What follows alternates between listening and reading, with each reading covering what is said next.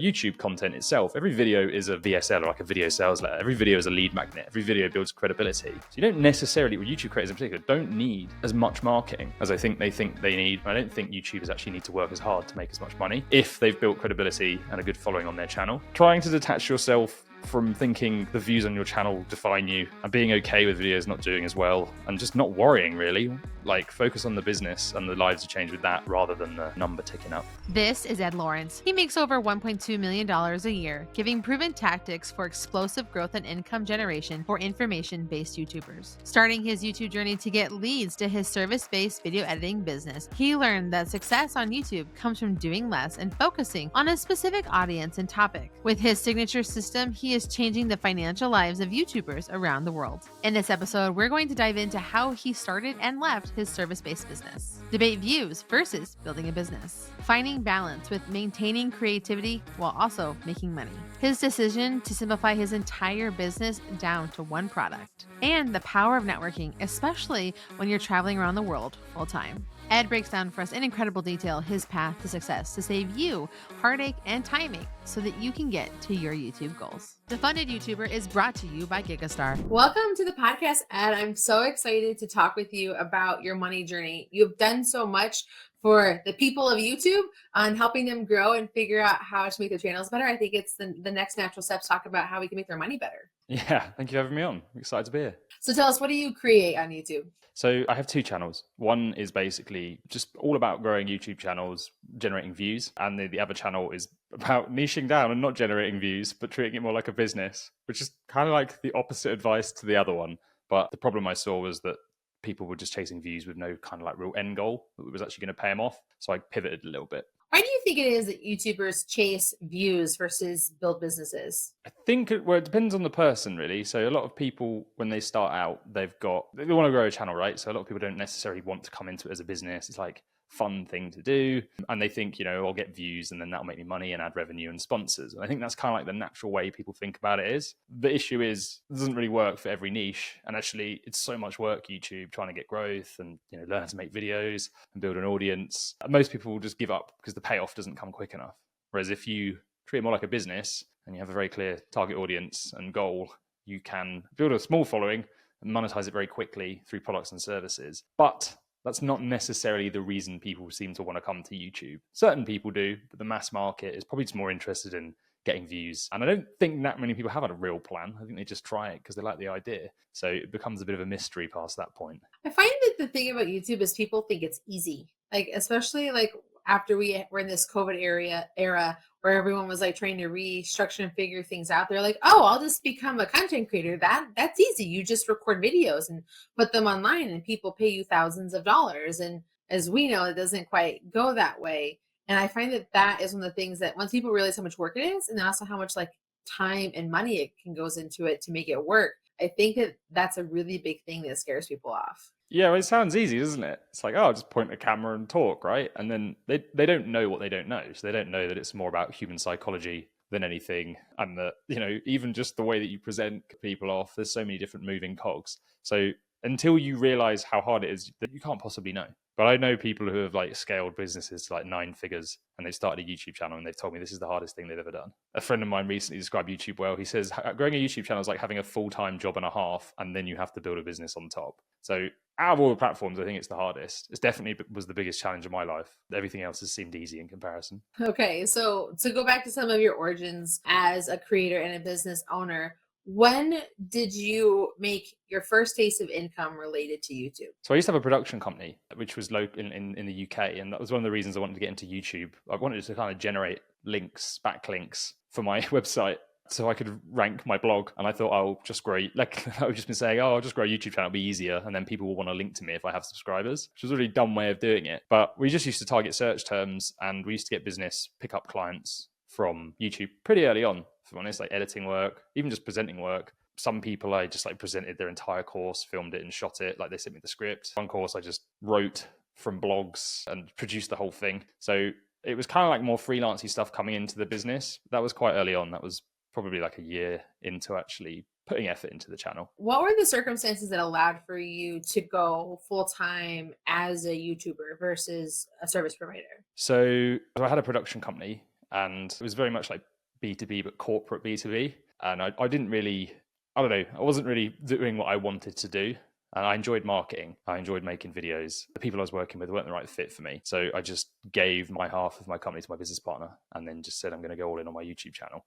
So I've taken quite a few risks in terms of businesses I've started and then either sold or moved on and started something completely fresh. So I basically just had savings and I thought, screw it, let's do it. And that was it. What is it that allows for you to just like, when do you realize that something you're doing is not working and it's time to move on? You have to try a lot of different stuff, really.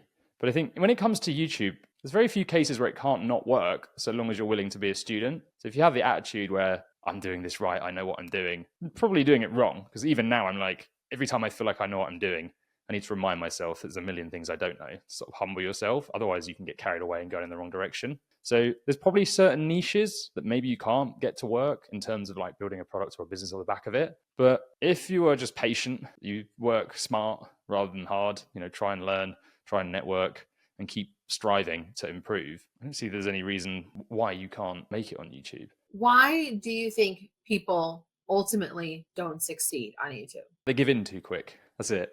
YouTube's really tough. Let's say you've never made a video before and you've never built a business. You've got to do two things very well. So if you're thinking in less than a 3-year time scale, my own personal one was 10 years. I was willing to give myself 10 years of trying until I was going to call it a day. If you're thinking less than 3 years, you're probably going to fail because your mindset is, well, think of it like this. Imagine if I told you to run a race and I didn't tell you how long it would be. And it's 10 kilometers. And in your mind, you thought it was going to be 500 meters. So you ran as fast as you could for 500 meters. What happens at the end when someone says you've still got 9.5 kilometers left to go?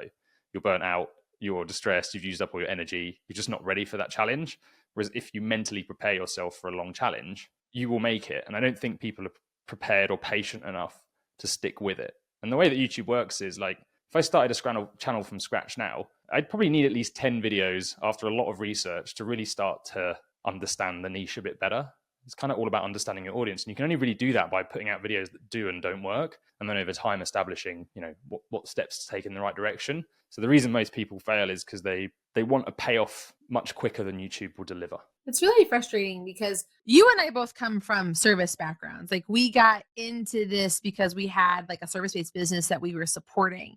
And so I think that one of the things that allows for service businesses to have more longevity when it comes to YouTube is because we have other things that drive our income. And I think that when YouTubers just get into this kind of like, oh, I want to make money or I want to create great things, I want to tell cool stories and do this, and they don't have a business attached to it, that is, I think, where the risk of longevity becomes the struggle. I think that if they cannot find success quickly, that also leads to income, then they're not going to be able to have success. And so being able to build a business from the beginning as YouTuber, even just a really simple one where like goals, how, what you mentioned, how long you're willing to do it and put time into it, and like what business things you can tie into it from the beginning, from a simple way, even if they're wrong and they don't work out, I think allows for much more longevity in the space. Yeah, I mean, the first thing you kind of need to do is get money so you can hire an editor to buy back your time. Because if editing's taking you 10 hours a week, that time needs to go into something else that can move the channel quicker. So it's very important. But at the same time, 10 hours on ideation or building a product or looking after clients or learning to write so that you can then blow up on YouTube and social media and an email list, they're going to move you towards your goal much quicker. So the smart move is to be like, okay, how do I make some money?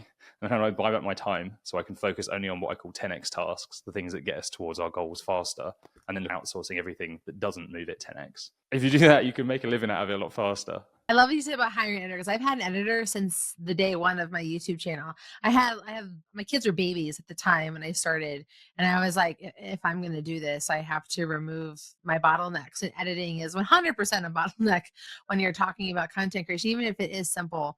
And so I totally agree with like hiring out the tasks that can cause bottlenecks and take your time, and they're not income producing activities, right? Like if it's not going to help you make money, if you're too busy doing the task of something, it really limits your income potential, and also really stifles your creativity. Yeah, basically. It's tough though, because a lot of people like the creative process. And what generally happens on YouTube is if you want to make money from it, you end up getting out of that creative process or just keeping a bit of it so that you can actually build the business and scale it that way. So I still hold on to certain elements because I realize that if I give everything away, I'm miserable.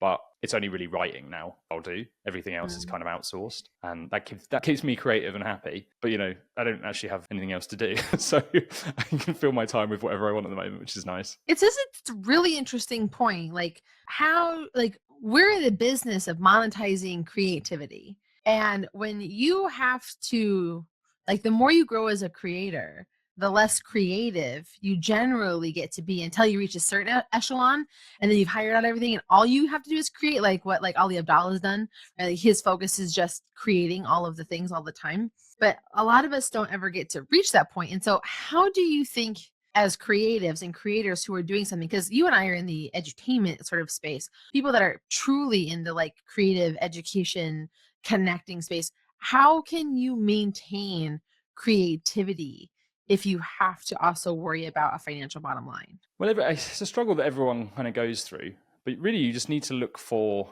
Well, the thing is, if you niche down and you try and own a space within a niche and go big on one problem, what can happen is you don't necessarily build a giant audience, but you can build like a very loyal fan base who really value you for solving a problem, and then you can very quickly monetize that. So it's actually pretty fast to make money from YouTube if you're willing to not try and be a great big YouTuber and just like look for a gap that your expertise fit. That's what I would advise people do, because the easiest route to then make money. And then once you've got money, you can start going wider and doing bigger things. So that's what I would recommend. But yeah, there is this element everyone has to go through where you really just have to sort of push a boulder up a hill where you're trying to do everything at once. Unless you have cash straight away, there's no way around it. You've got to work very hard. But once you've got that cash, looking for the places to free up that maybe don't excite you that much is the best place to start. I would love to know like what you think is the best sort of system or workflow for YouTubers and creators to maintain like happiness and creativity through what they're doing while also making money. Like how would you balance or manage like the workflow around something like that? I have a friend in like this.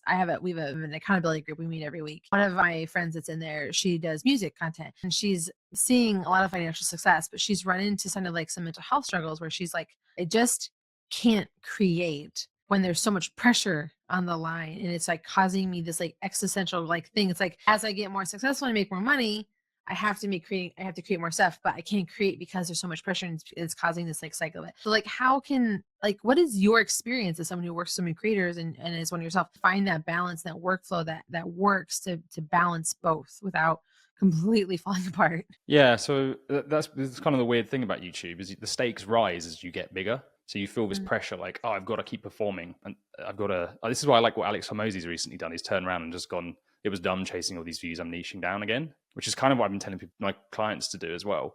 Because what that means is if you base things more on your mission and the value you add, which is often you find out about working with clients, you have to separate yourself from tying all your status into views and your worth. Because getting a lot of views doesn't mean you made an impact. Getting a lot of views can mean you just spotted a trend, or you went after a topic that's easier to get views on or there's more demand for. So it's a massive mental battle, YouTube. And that's one of the things that makes it really tough is once you've made it on YouTube, it's just as hard. You have a whole new list of problems.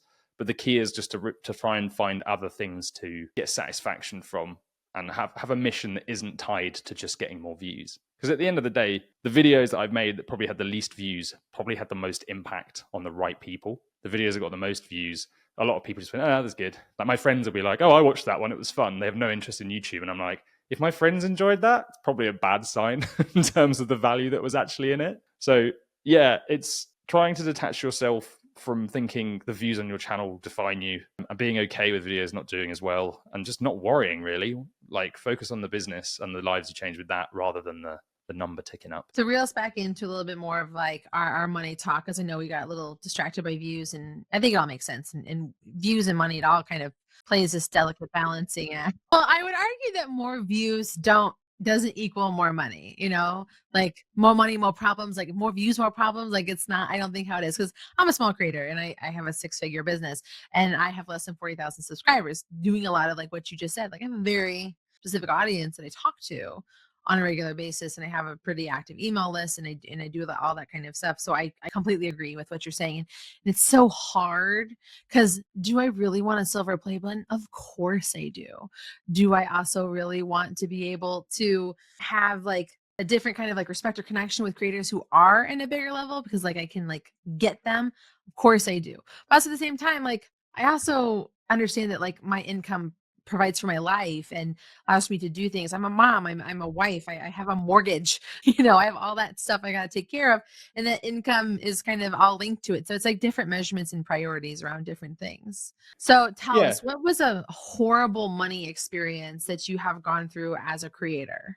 As a creator, I haven't really had one, if I'm honest. The production company I had before was very much feast and famine. That wasn't a great business model. My first business was based around retainer. My second one was way more feast and famine. So it was like chunks of business coming in one month and then the next not great. And that puts a lot of stress on you to sort of think short term rather than think long term about getting the right clients to solve that problem. But as a creator, there's been nothing, if I'm honest. I've been very blessed in that respect. Okay, so one of the things that you had mentioned earlier as a creator and what you do is that you're teaching people how to build smaller niche audiences and doing things in service. But you had just mentioned that your service business ended up being like Feast or Famine stuff. What do you think creators need to do to build a quality service business and just business in general on YouTube so that they can have long-term versus short-term success? Well, I would probably say go high ticket rather than low ticket because it's much easier to get 10 high ticket clients than it is 1,000 low ticket ones. And also, when you go high ticket, you get sort of people who are more into what you're selling them. They're often better clients. They tend to complain less. They're actually way less demanding. Someone paying $5,000 is way less demanding than someone paying 50. So going for something high ticket where you can actually provide a quality service to try and get someone a specific result, that to me is the ultimate. The only problem with that is it can be a little tricky just to jump into that straight away because there's confidence issues. Like if you've never launched a business before, done anything, suddenly being like, oh, my thing costs $5,000, there's like imposter syndrome and you need to kind of get over that. So there's like stepping stones I usually see people go through where they start off short, cheap and simple and then build up to that. But that's what I would say in terms of service. Aim to give a quality service to a small amount of people paying more than trying to take on the masses. I love this, Ed, because I am actually in the process. I've been in the marketing space doing service business for 15 years. I'm in the process of doing like a big rebrand and a big restructuring. So much of my service business has been around low ticket stuff because my thought process was like, if I can just get a lot of people to give me a little bit of money, it won't be like this big blow if like I lose a big client or something like that, because they would have that happen to me in kind of cycles and it would be really stressful for me. But now I'm running into this issue where it's almost like people don't want to pay because like, well, I mean, if it's affordable or low cost, like it can't possibly be good.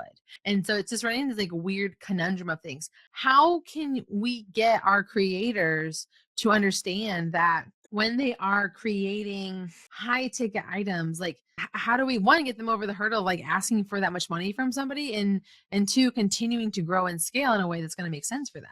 Well, I guess the question is, if someone gave you $5,000 and you got them a result, is that better than someone giving you 200 and getting them no result? Because often what happens with the lower ticket stuff is like, depends on the niche. Like people need support. They need to ask questions. And in what I do, they need feedback. Like it's critical. You just have to ask for help. Like I have pay people to help me all the time because you just need another set of eyeballs. So you want to look at it based on like, what do I need to do to get someone a result? And if that only best way to get someone a result is expensive or high ticket, then that's the thing I need to do. Otherwise, it's kind of a disservice. Yeah. So that's one way of looking at it. It's just, I think, a hard thing to get through because like some of us are just regular people creating things on the internet. Even if like we do have a business or service that we do, continuing to charge more. Like in my mastermind group, we're always like, what are we charging? How do we do this? Could we do this for more? Oh, we must have priced this too low because they instantly said yes. Like it's just this weird battle of numbers. And I think that the ultimate thing is like, it's all about perceived value. Like how much value can you give and what are the results that you can give for your time and the value that makes sense, and then what people are willing to pay for it. I know that there's that, like, people love the saying on the internet, like now, like F you money, like I just want to make stupid money, like I want to throw this ridiculous price to someone, and if they pay it, and obviously we'll do it. Or I don't want to do something, so I'm going to drastically crazy overprice something, and then they end up paying anyway. You're like, well crap, now I have to go do this because they're paying this stupid amount of money for something like this. And so it's just such a weird mind shift to get past, because again, we're creatives creating things on the internet because we want to connect with people through something that we love, something that we're good at. And so it's this weird thing to put a monetary value on it all the time. Yeah, well, it is very tough, and there's definitely a big psychological battle you go through, and most people will price too low and then gradually build up over time. But I think the best way to do it is to build your offer before you build your product. So, for example, let's say like I built I demoed like a product release course. It was just basically teaching people how to launch their first low ticket product to try and get people over this hurdle, right? So I was like, what guarantee can I give that, one, means I get them a result, but two, means it's impossible not to sign up? So before I made my product, my guarantee was if you don't make all your money back in the first 30 days, I'll pay you back. And then I was like, right, I need to build a product that delivers on this now. How do I do that? So then I started thinking about how could I possibly get people a result that fast, which meant cutting out tons of stuff and just making the most simplest possible way to build them a system to go from 0 to, I think they averaged about 10K in their first 7 days, the guys that took it. And yeah, I think I refunded one person. Someone else didn't make their money back in the first 30 days and they didn't want the refund. They were just like, I enjoyed this anyway. So if you build your offer and your marketing first and you work out what people actually want, and actually if you go and speak to them and interview them and ask them what they want too, you'll build your confidence in building your product. And then if you go, right, I know what people want, there's clearly a demand for it, I know what kind of offer I can build, you're going to feel way more comfortable in coming up with a bigger price tag because you'll believe in yourself more. And I think that's really great advice. I got to experience your product firsthand as I took your avatar course that you did, where it was like, how do you figure out the perfect person, the right person for you to create videos for? Because if you don't know who you're creating for, you're just creating into a vacuum. And it was really, really helpful. And you had offered the same thing, like, we're not going to help you if you're not going to get value from this. Like, I don't want your money anymore. And I think that's a great way to like really be like, look, if I can't help you, no one can. Almost kind of feels like. And it was really incredibly helpful. And it helped me like with everything that I do going forward with like being able to map out like what we should do and stuff. So, I mean, testament to what you've made. But I also think what I love about the service that you put together is that there's all these different parts to it. Rather than overwhelming the audience with a like one big, huge, massive thing that would probably be really hard for anyone to get through, you've broken it down into parts where people are able to digest the individual parts that they might need. And then you can roll them into other services, or, you know, they can buy them in bundles or go through them at their own pace. Why does that work better than just the whole kit and caboodle at once? Well, that's not my offer. So I have one offer at the moment. I got rid of everything. Oh, okay. That's completely wrong then. So Sorry. in March, I shut down everything. Okay. Literally everything, and restructured my business to just have one product. Because Okay. I had 3 or 4 products, and that's what we're taught to do, is build a product ladder. But it didn't make sense because it's like, how can I possibly make 3 products better at once and look after 3 different funnels to it and have 3 different types of marketing? Surely if I just had one product, putting all my effort into making that good, looking after those clients and marketing it would be a much better idea, and simplifying everything. So that's what I did at the start of March 20th. I launched that. So it's been about 6 or 7 weeks. It's definitely the right decision. The old way of like start small, you know, and then sell them something slightly more and then slightly more, it can work for some people, but I feel like it just got in the way for me and it made things harder. Whereas now I just have to look after one thing, and it means my diary's very empty. So I can put all of that time into it if I want. What was it that made you go down that decision? There's a guy called Charlie Morgan who is 25, doing $1 million a month via selling like a high ticket course program via YouTube. And he is a friend of mine. And I was looking at what he did, which was basically that. I said to him, Charlie, like, where's your, you know, what are you doing for like email automation? He's like, nothing. I was like, what are you doing for a lead magnet? Nothing. I was like, what do you do? He said, I have one landing page with a video on and some testimonials, and I just drive everyone to that page and that's it. And I was like, well, you're making more money than everyone I know. I'm just going to do that. And he's totally right. It's been way too overcomplicated for me, right? So certain niches, it might be different. But if for the high ticket guys, the way I looked at it was like, if you set up a 5 email nurture campaign, that's 5 emails you've got to put someone off. Whereas if you just drive them to a landing page and say, hey, apply, and then chat to one of my guys, that's 1 chance to put them off. So you've got more of a chance of converting. It's kind of how traditional businesses worked for years. The internet just went and really overcomplicated stuff. So I've just stripped everything back. I just have a landing page, a video, and also YouTube content itself. Every video is a video sales letter. Every video is a lead magnet. Every video builds credibility. So you don't necessarily, well, YouTube creators in particular, don't need as much marketing as I think they need, because see, Russell Brunson like pushed this a lot, right? But it was targeting around ads, a lot of what he did. And I don't think YouTubers actually need to work as hard to make as much money if they've built credibility and a good following on their channel. So yeah, I just thought, why would I not copy the guy that's doing the best? It seems like a no-brainer. It does make a lot of sense when you put it like that. So then what are your thoughts on the whole online marketing YouTuber mentality of having lots of multiple streams of income? Yeah, so it's a good idea in that like it protects you, but I also feel like it can distract you. So I don't do any brand deals because they take up my brain space. So I have to sell it to them. and then think, oh, what do I price it? And then I have to, how do I integrate this into a video? And it's like 6 hours is gone. If I put that 6 hours into promoting my business, I could write one email, send it, and significantly make a lot more money in difference than going through all of that work for a brand. So for me, it's kind of about focus. It's like just focus intensely on one thing and it's going to get better. And affiliate, like, they're great because they get other sources of income, but I just said no to everything. And the more I said no to stuff, the more money I made. And then the more I could focus. And now I can very see clearly where my time should be spent and where it shouldn't. And yeah, I don't bother with anything else. It's just all one product now. But at the same time, I don't know if you can necessarily jump to that. So, affiliate is very appealing, especially when you're starting out. You can start making money straight away and it can keep paying you forever. There's a risk that they take it away. I think TubeBuddy, like, one day just slashed their affiliate commissions. One of my friends does a lot of affiliate and 80% of his affiliate just vanished overnight. They were like, we're not paying that anymore. So there's risk. And that sort of money can help you build up, to buy back your time.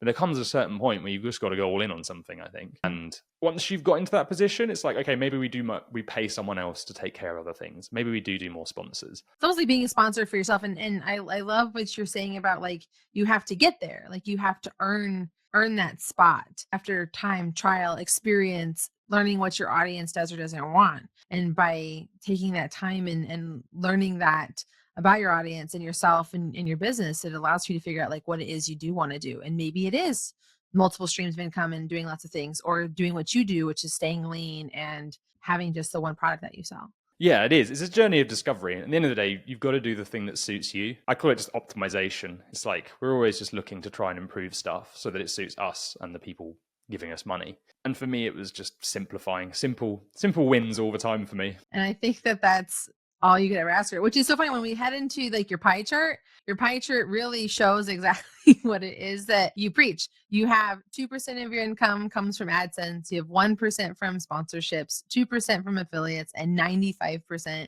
comes from your service. Since you have such a small amount for your affiliates, like, who are the companies that you hold on to that you do affiliates with still? I think there's like stuff from vidIQ I had links in videos from like ages ago. 1of10, which is a new software, which I use. I usually tell my clients about that one. So that's got in some affiliate. It's less than that. I couldn't actually put less than 1% on your pie chart, glitching out when I did it. So yeah, it's like, I don't know, like $2,000 a month probably from affiliate. That's not much. Yeah. Now, what I think is most interesting about you as a YouTuber is that you're living a nomadic life. Like, and that's such a super cool, super envious. Like, you're living like my ultimate reality dream for sure.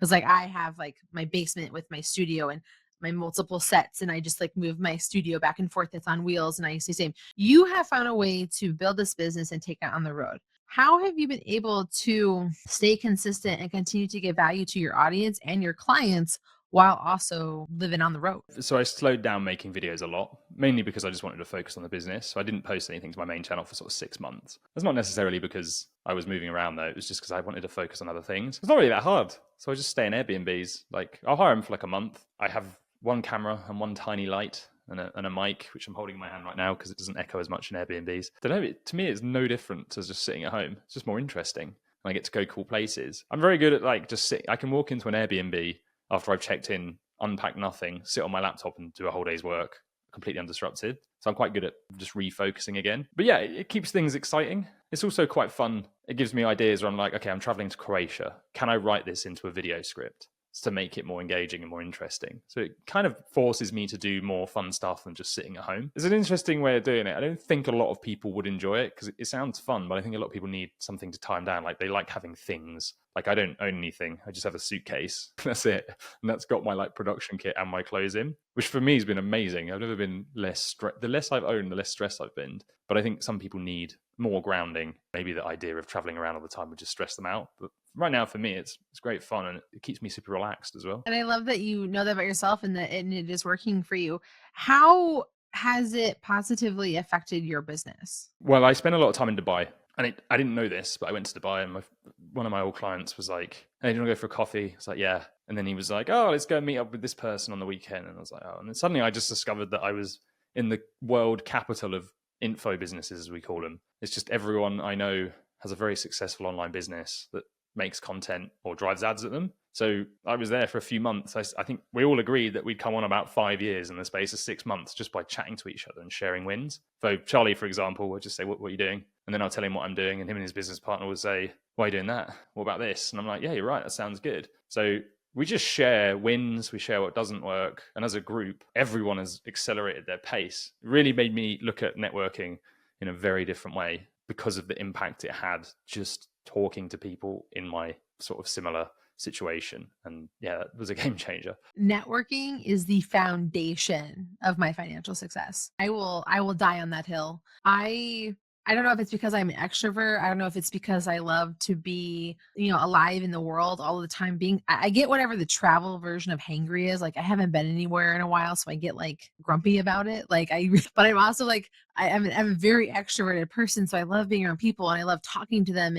And I feel like because I've lived so many crazy lives and done so many fun things, and almost the same way that you have, it allows you to relate and connect with people, and it becomes disarming. So you can get to the good stuff. You can get to those root things where you can talk about the things that you're doing in your business, and other people can too. And you can ask questions and give advice, and sometimes like slap people around and be like, "Stop it!" Like you're in your head, or they can do that back at you. Like I love how people.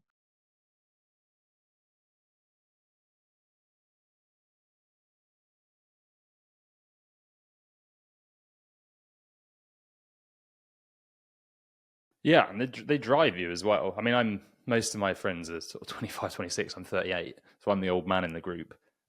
They've got a lot more drive than me. Like they want to hit 9 figures, but just hanging around people who are doing well, it pulls you along with them. You have no choice. You just end up getting motivated with them, and then looking at like, okay, what's next? I hit a goal, and then they're like, what are you going to do? And they kind of fire you up. You want people who are supportive. There's no like jealousy or anything. Everyone kind of cheers each other on.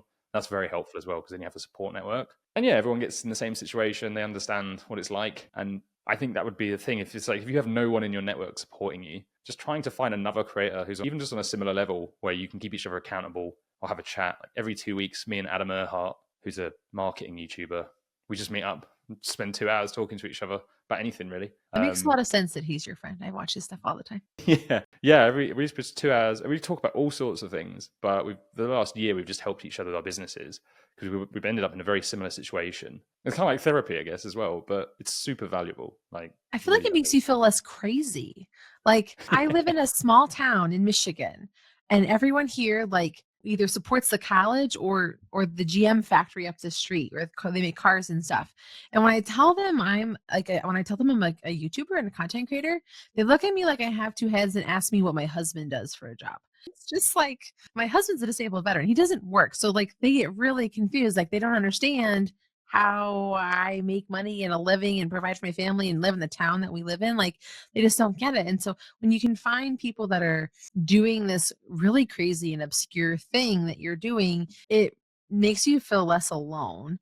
And I think it, like you said, it really motivates you and drives you. You just kind of find like your right group of people to be there for you, because it becomes less about business and more about just friendship and all of the things that go with it. Because there's more to growing a business than, how much money did you make? Okay, what service did you, what does your email campaign look like? It's, hey, like this is where my headspace is.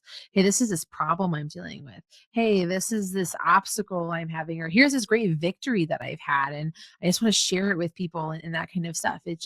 It becomes like having it's friendship. If you can find people in your industry that can support and lift you up, that qualify through connecting through like what we do here on YouTube, and then evolve into friendship, those are going to be the best and strongest relationships that'll last a really long time. Yeah, for sure. Totally agree. All right. What is your next money move, Ed? So at the moment, I've just relaunched everything. So I launched it like a wait list, and then ran it for a month just to make sure there was no like major issues, tech worked, get some initial feedback. And then it's just kind of a case of scaling that. And really, it's just enjoying it. I haven't got any more money goals. I came to a position where I was like, this isn't actually that satisfying. What's more satisfying is actually helping people and getting a result and getting satisfaction for working with people. That's what seems to motivate me more than anything else. So the money's more of a way to ensure that I continue to do that and get in front of more people. But really, my money goal is just to enjoy it now. It's not necessarily about making much more. Just kind of want to have fun and meet cool people.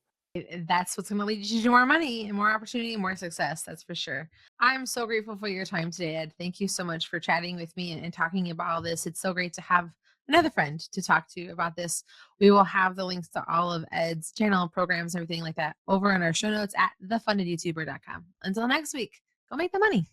Peace. The Funded YouTuber is brought to you by Gigastar, a parent company of Gigastar Market, an SEC-registered funding portal and member of FINRA. Learn more at gigastar.io. Music provided by APM Music, unrivaled music to bring your stories to life. Neither Gigastar nor its affiliated companies provide legal, regulatory, financial, or tax advice. Any opinions expressed herein are those of the authors and are the informational purposes only. The information and opinions expressed herein are subject to change without notice and do not take into account the particular investments, objectives, financial situation, or needs of any specific investors.